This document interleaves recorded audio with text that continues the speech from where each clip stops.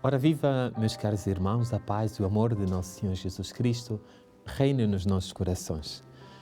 É sempre com muita alegria que nós começamos este programa à luz da fé. A fé que nos permite ver para além, a luz que nos acompanha, a luz que nos relembra o batismo, mas também a fé que nós professamos em Deus Pai, Deus Filho e Deus Espírito Santo. Eu sou o Padre Carlos Miguel José Vieira, missionário monfortino, e quero ser a sua companhia para os próximos tempos. Já temos vindo neste nosso programa falar sobre a necessidade de Maria e, aliás, estamos a fazer um caminho de descoberta sobre São Luís Maria Grande de Montfort. Quem é este homem que não foi nada mais, nada menos que o intérprete, aquele que decifrou já no seu tempo o papel de Maria na história da salvação. E para São Luís Maria Grande de Montfort não haja dúvida, meus irmãos, que Maria teve um papel fulcral nessa história. Com seu sim, com a sua disponibilidade, mas também com seu amor.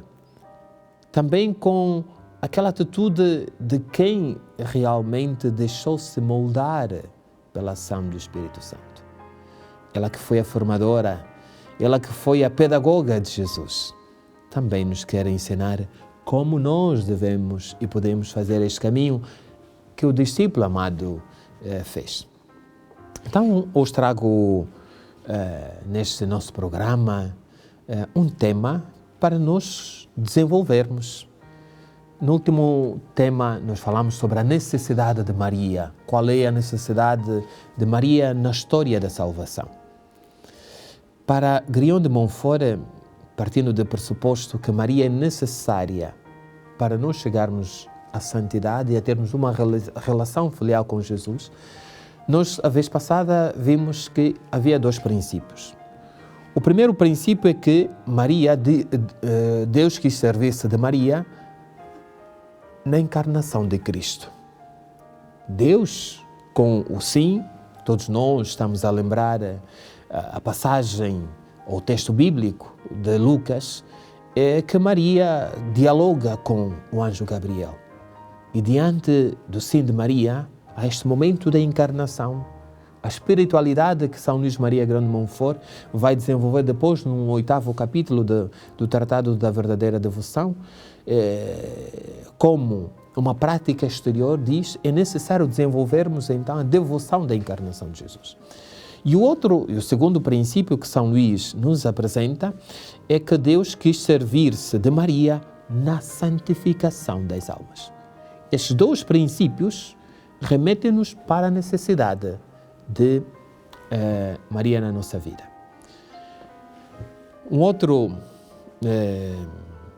Depois de nos apresentar estes dois princípios, São Luís apresenta-nos nada mais, nada menos, as consequências que daí advêm. Maria, portanto, é necessária e Deus achou ela necessária e serviu-se dela na encarnação, serve-se dela também para a santificação das almas. São Luís tira aqui duas consequências. A primeira consequência é que Maria é rainha dos corações. Atestar isto, meus caríssimos irmãos, é a nossa devoção ao Santo Rosário, quando no nosso último mistério nós contemplamos Maria que foi coroada rainha do céu e da terra. Mas também nós temos a festa litúrgica do último domingo da liturgia, que celebramos a grande solenidade de Cristo, o Rei do Universo. E sendo Jesus o Rei do Universo, quem é por excelência a rainha? É óbvio, é evidente que é Maria. Portanto, no número, vai nos dizer São Luís Maria Grande de Montfort, seja no número 37 como no número 38 do Tratado da Verdadeira Devoção, São Luís começa por dizer, por exemplo, no número 37, que Deus quis formar quis formar os seus filhos através de Jesus. Ou seja, para ser mais fiel ao texto. O que é que São Luís diz? Ela não poderia estabelecer neles a sua morada como Deus pede, como Deus Pai lhe ordenou, nem formá-los, nem recebê-los, nem lançar as suas redes, se tudo isso não fosse possível com o papel de Maria. Este é o número 37. No número 38, tão simples quanto isso, São Luís diz o seguinte: Maria, rainha do céu e da terra por graça, como Jesus o é pela natureza e por conquista. Daí tira esta consequência. Logo, assim também o reino da Santíssima Virgem está principalmente no interior do homem. Nós estamos a nos lembrar que no Evangelho de São Mateus é muito frequente este anúncio do reino que está a vir. Basta pensar que Mateus distribuiu o seu discurso em 5 grandes discursos, em que ele vai, e há só um capítulo que vai dedicar inteiramente ao reino de Deus, dizendo que o reino de Deus é comparável ou é comparado a tantas parábolas que ele nos apresenta. Sem dizer que no capítulo 5 de Mateus, ele nos apresenta as bem-aventuranças, precisamente para realçar que é um reino, que ele é o rei e que nos convida a todos a fazer parte deste reino. Para isso, como rei, ele vai preparando, até porque ela abre esta possibilidade de todos participarem deste reino. Basta pensar na figura dos reis magos. Jesus, na Epifania, não só, e revela-se, é um Deus que se revela a todos os homens, porque os magos vieram do Oriente e eles reconheceram onde está o rei dos judeus, que nós viemos adorá-lo. O rei, aí podemos dizer, o rei do universo. Portanto, com o nascimento de Cristo, nós temos aqui um reino que se começa, um reino que começa, um reino novo. Portanto, é necessário nós não esquecermos, como pano de fundo, Maria, aquela que o acompanhou, aquela que deu a luz, esteve sempre muito presente na vida de Jesus Cristo. Por isso, São Luís Maria Grande de Montfort, então, vai dizer que Maria é, e podemos chamá-la, Rainha dos Corações. Por sinal, é o nome da nossa associação, Maria, Rainha dos Corações, em que eu trago aqui, por exemplo, esta medalha, onde está São Luís Maria Grande de Montfort, no lado esquerdo, no lado direito temos um anjo, e no centro está Maria com o menino, com a bola do globo, que nos apresenta que Jesus é o rei e que Maria é a rainha. Portanto, ao estudarmos ou a vermos a espiritualidade monfortina, não podemos esquecer que Maria é rainha dos corações. Uma segunda consequência que São Luís Maria Grande de Montfort, volto a dizer, extrai, sobretudo, da necessidade de Maria, é que Maria é necessária aos homens para chegarem ao seu fim último. E sobre o fim último podemos aqui pensar um pouco. Quem somos? Para onde vamos? De onde é que eu vim? O fim último, não haja dúvida, meus irmãos, minhas irmãs, é a nossa salvação. E lembro agora Jeremias, que nos diz: com amor eterno eu te criei. Deus cria-nos com este amor eterno. Portanto, o nosso fim último não é a vivência neste mundo, é a vivência, ou melhor, é esta passagem, esta peregrinação por este mundo que nos leva até o encontro definitivo com Deus, contemplando face a face o seu amor. Se aqui nós temos essa certeza que fomos feitos por amor e pelo batismo nos tornamos filhos de Deus e Deus ama-nos, e é esta expressão que nós ouvimos, seja em Lucas, seja em Mateus, seja em Marcos, este é o meu filho muito amado. Portanto, todos nós somos filhos amados. Então, qual é o fim último dos filhos amados? É a contemplação e a vivência da vida eterna. Maria também tem o seu papel aqui. E aqui São Luís, mais uma vez, faz algumas deduções. Número 39, diz São Luís, que, em segundo lugar, pelo facto da Santíssima Virgem ser necessária a Deus, de uma necessidade que remete-nos aqui para o fim último. Não se deve confundir a Santíssima Virgem com as devoções dos outros santos. Há, em termos de adoração, podemos assim dizer, até de reverência a Deus, só adoração. Maria, a veneração a Nossa Senhora. E depois há uma veneração que é própria de Maria e a outra que é dos santos. E aqui é importante para nós percebermos que a devoção a Maria é necessária para a nossa salvação. Maria pode nos ajudar neste nosso processo de salvação.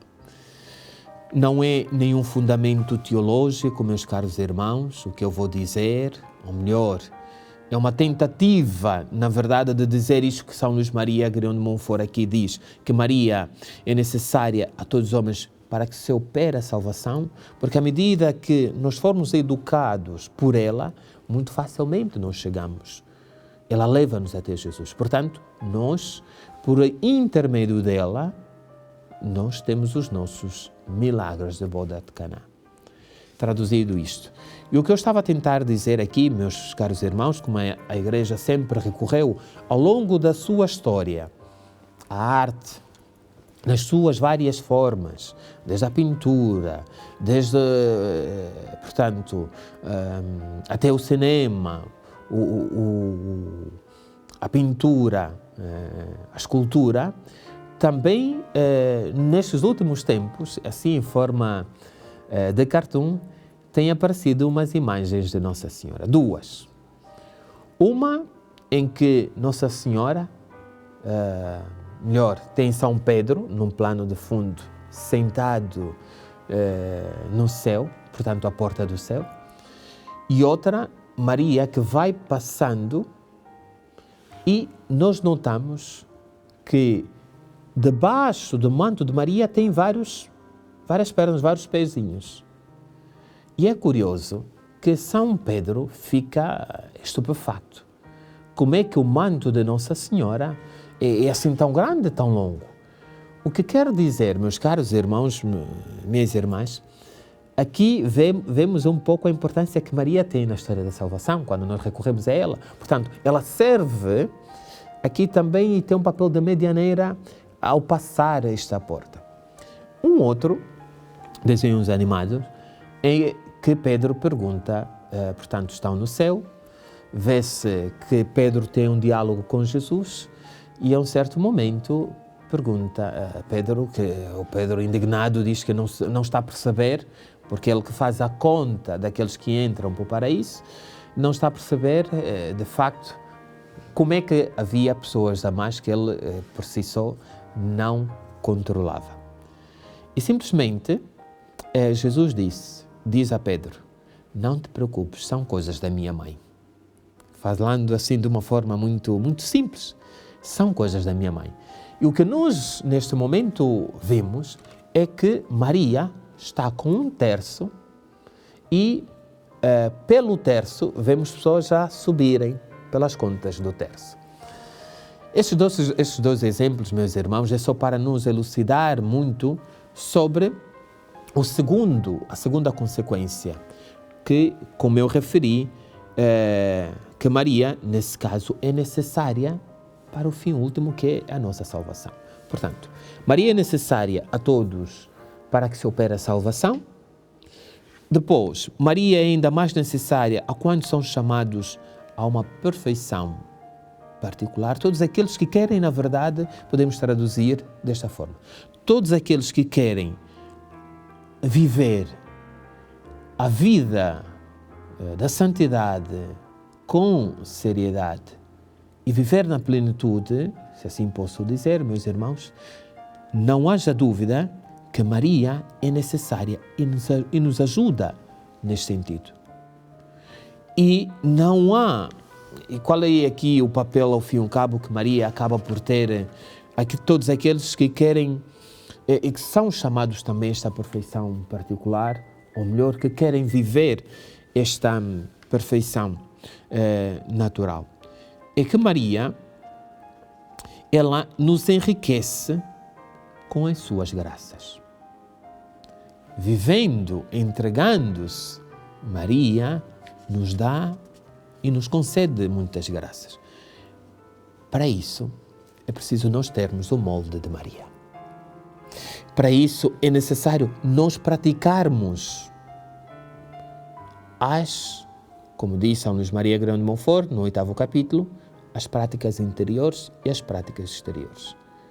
Aquelas práticas em que eu faço tudo com, por, em e por meio de Maria. Parecendo que não é assumir também, nada mais, nada menos, o apelo que o próprio Jesus faz. No capítulo 5, versículo 48 de Mateus. Sede perfeitos como é perfeito o vosso Pai do céu. Ou, por outras palavras, ainda de outra forma, numa dimensão que São Paulo nos remete, é aspirai as coisas do alto.